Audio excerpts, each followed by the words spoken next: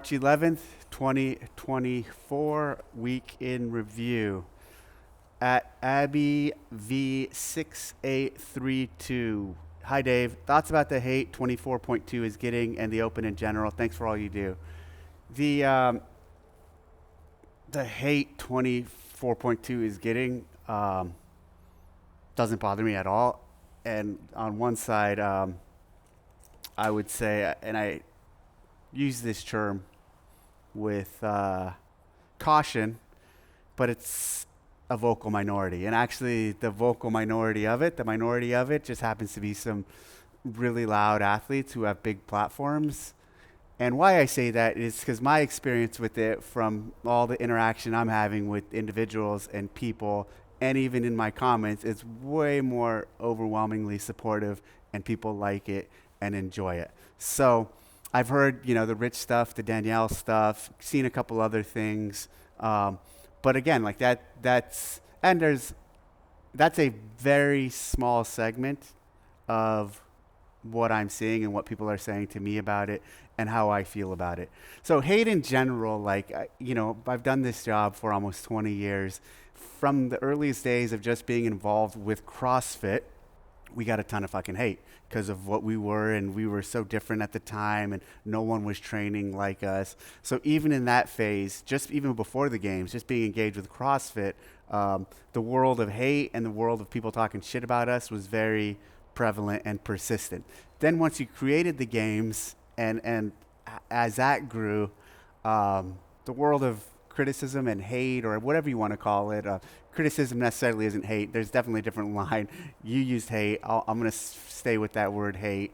Was part of it from the early days all the way till now. So I am very conditioned to dealing with it, or to not dealing with it. The way I handle it is I hear it and then just move on. I just look forward. There's no reason to look backwards or to dwell on things, because it'll just make you go crazy.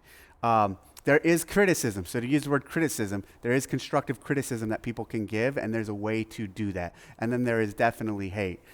Now, to take it back, to go full circle to even those early CrossFit days, if you wanted to get an audience, or if you wanted to get attention and you were outside of the CrossFit sphere and you were called a traditional strength and conditioning coach, talk shit about CrossFit. And if you talk shit about CrossFit, you'd get a lot of eyeballs, you get a lot of engagement. Then eventually that even grew to people within CrossFit. So people within CrossFit were feeling, not within CrossFit HQ, but within the CrossFit community, they weren't getting attention, or they weren't getting the due acknowledgement for their efforts that they needed. So even people from within the community then started talking shit about CrossFit or HQ or the community or the methodology. And what did that do? Draw a lot of attention to them. Now, even fast forward where we are now, if you want to get clicks, if you want to get engagement, if you want to get a lot of people looking at what you're doing or what you're saying, guess what? It's a tried and true method. Talk shit about CrossFit, or talk shit about those running it, or talk shit about what we're doing, or talk shit about the methodology. You look at Rich on his podcast, like taking the jabs or wherever he was, that he did with it. Hey, it succeeded. It got everything he wanted. It got the clickbait he wanted. It got the engagement. I'm talking about it. People are talking about it. It's the same model, the same method that was going on 15 years ago that I'm completely used to and trained through experience to deal with. You look at Hiller accusing all these athletes of using steroids or doing the videos he does. It's sensationalized. It's going after us, and it's incredibly appealing to a large segment of people. So the playbook, the play is really old and something that's been around for a long time, and it's just like, oh, here it goes again. And hey, and guess what? In 6 months, in a year, in 2 years, in 10 years, that stuff's still going to be here. It's just going to be different players. It's just going to be different people saying it and doing it. So back to your original question, thoughts about the hate 24.2 is getting is not a surprise. Also, I will say this about, so that's big picture on that concept. Dialing into like this, I keep seeing this hinge argument. it's funny because people are focusing on like the similarities and not acknowledging the differences in the two. And the differences are fucking massive and significant, even in the hinge and arguably every fucking lower body movement we do, to include squat. There's a hinge going on in the movement, but I don't want to take it down that argument. And I don't even want to use the word hinge. Let's just say the pull is more what they're referring to here. The pulls are very similar. I'm sorry, not very similar. They're both pulls. They actually have one's a barbell, one's a dumbbell. One workout is 6 or 7 minutes for those complaining the most about it. And even for me, it was 13 minutes. And then the second one is a 20-minute long effort. So the actual execution and the actual expression of the workouts, the two tests, are very different in time domain, in number of movements, in rep scheme. There's a tremendous amount of differences between the two. Now, I will say this.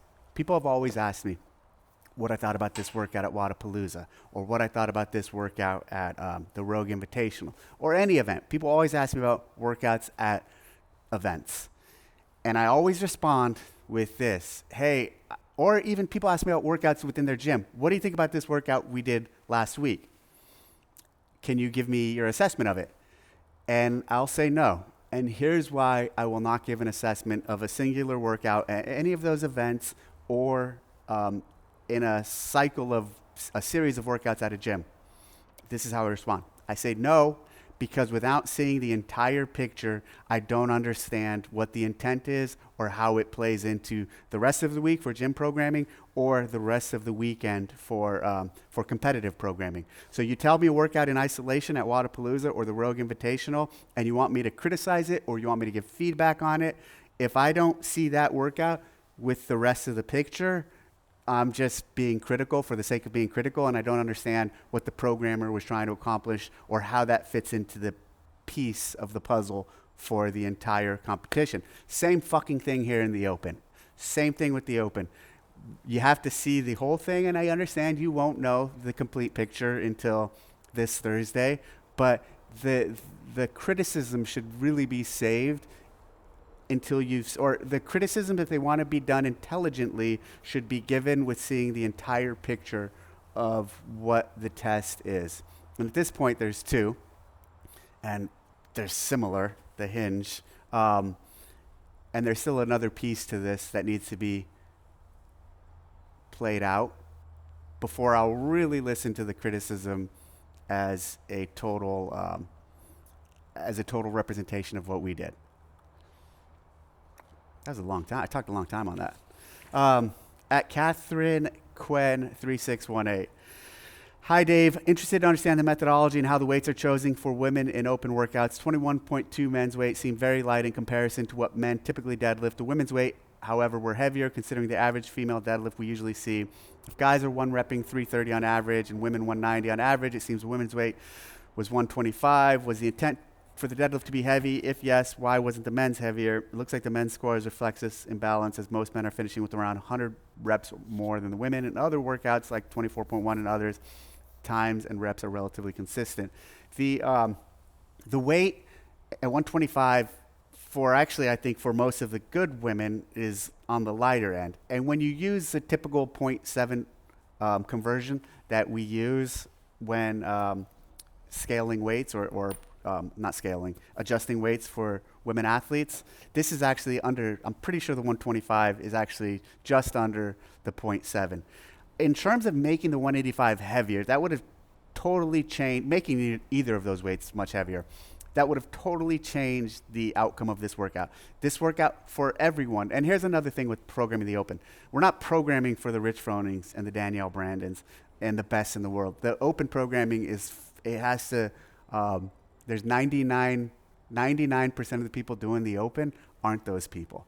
And so 99%. So we have to create it with a large cohort in mind and a lot of people in mind. And 185 was way more appropriate for the intent of the stimulus. The intent of the stimulus being just keep driving, keep moving, don't stop. Than 225. Let's say we went 205 or 225. That would have been a workout where the best wouldn't have to break up 225 for 10, but everyone else would have, and then it would have changed that for everyone else. So I actually don't think the 125 was too heavy for the women. At 12 daily doses of stuff. Dave, is it safe to say your livelihood at CrossFit is closely aligned with the popularity and growth of the sport? As with all CrossFit employees, so I got to say, when you say I choose not to do announcements anymore, it makes you sound like you're ready to retire from a job you've been doing for 40 years. I haven't been doing this for 40 years. What do you have, like 6 years of actual live? Okay, I see what your point is. 6 years of actual live announcements under your belt? No, like 12 or 13. That's what 30 ghoulish nights in the last 12 years you haven't done since 2019. Brother, when you do the announcements, they suck. When you don't do the announcements, they suck. People laugh at them. In the long run, you're affecting your own paycheck. Give us at least 10 more years before you call it quits. How hard can it be? You're not the face. You're the face of the sport, whether you like it or not. Please, God, no more wrestlers. Thanks, Pat Lang, Boston, Massachusetts. So I thought Seth did great, and that was awesome. And look, I do not want this to be the fucking Dave Castro show. And people always think that everything I do or all of my efforts are all about me. And those who know me best, people like Sevon and close friends and family, know that I don't always want to be in front of the fucking camera, and I don't always want to be doing that. I could have easily done all 3 weeks. I could have made the open every announcement, just like I have in years past. And I feel like that's just too much right now. Like, I don't need it. Like, you look at the last show. I wasn't even in the last show. I didn't put myself in. So more often than not, and it's not incredibly clear because I am out there a lot because I'm the guy who runs this thing. I do try to pull myself back more than people recognize or respect. And to your point about, that's why I didn't want to do all 3. And I do think it's healthy and better if there are. Could I have done all 3 easily? Yeah, of course. I've done it for decades. A couple of years where I didn't. But I think it's really cool what we did with Seth. I think his announcement was amazing. And I really like, those who know me well too, know I like to try new things and do things differently. Hey, me doing all 3 announcements is like a step 5 years backwards, 3 years backwards. It's like, oh, Dave's back. Look, he's doing all the announcements again. And me doing one and then letting other people do these others like we are, that's not a step backwards. That's a step forward. And so I always like to experiment and try new things and do things differently. This is an expression of that. And I don't think a lot of people liked the Seth Rollins piece. I thought it was great. I thought it was a hit. At Sean Shank Redemp 823. Interested in your thought process behind using 185 versus 225. Kind of talked about that before. I think 225 would have made that a different beast, totally changed it up. At L Tipton, do you think there could ever be dumbbell squat snatches in the open? Probably not. And here's the thing, dumbbell squat snatches is obviously incredibly technical, but incredibly demanding of flexibility, and I think even requires more flexibility than a barbell squat snatch, and for a lot of people. And so having that movement in the open where a lot of people would struggle with it, it's kind of not appropriate for the open.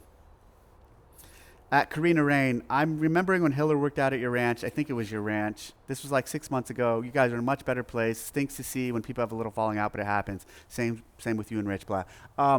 We're not in a bad place. I think we were in the same place then that we are now. I hardly knew him now, and I respect the work that he does. And I still hardly know him, understand a little more, and I respect what he does, and I really do. He's good at his shit, he's passionate, he loves CrossFit.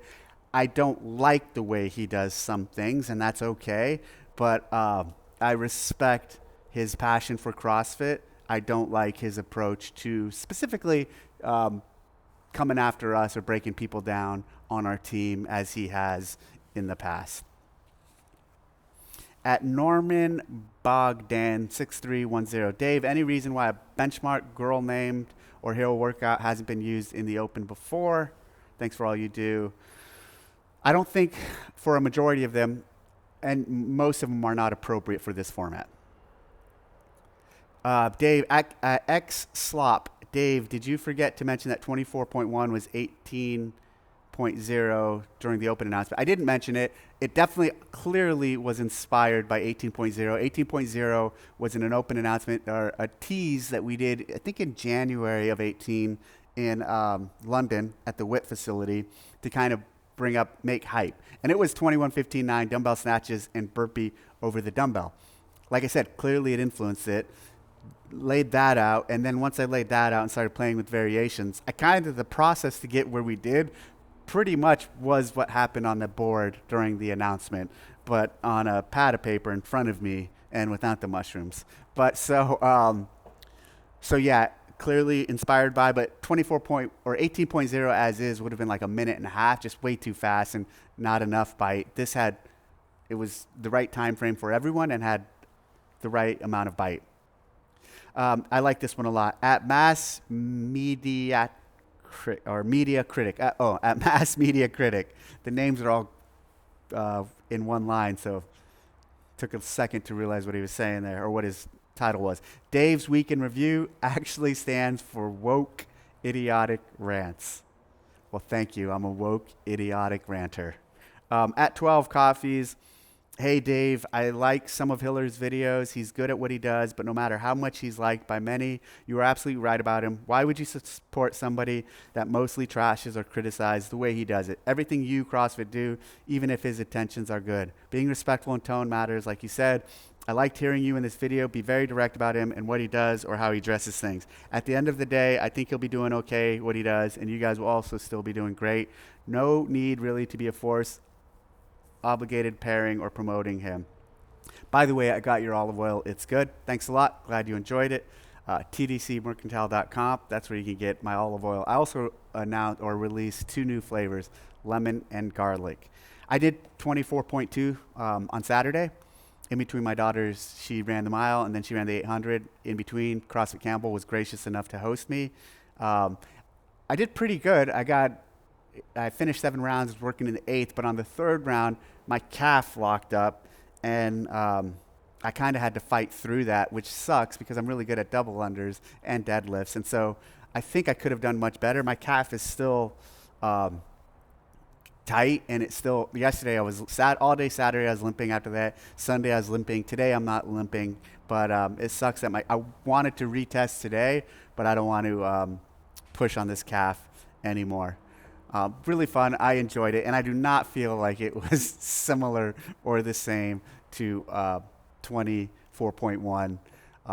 Very different expressions of workouts. I'm heading to Nashville for this week, so excited about that announcement. Very soon we'll announce who's going to announce that one and what's going on with the competition there. So thanks for tuning in, and as always, if you have any comments or thoughts, leave them in the comment section on the video.